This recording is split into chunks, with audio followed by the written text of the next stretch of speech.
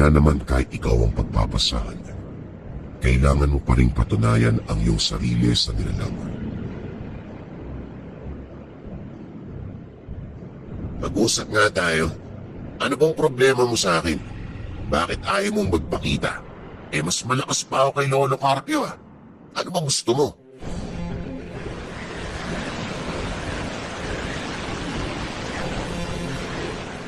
O ikaw, kahit ayaw mo pa, ako ang itinakda. Susunod ka rin sa akin balang araw.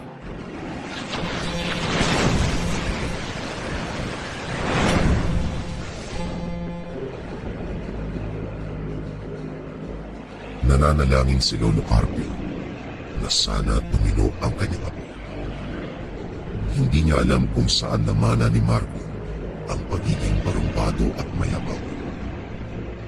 Kinabukasan, umalis si Marco kasama ang kaibigan upang gumala at mag-inuman. Oh, bakit ganyan yung mukha mo? Mainit na naman ulo mo? Si Lolo kasi, lagi na lang siyang magaling.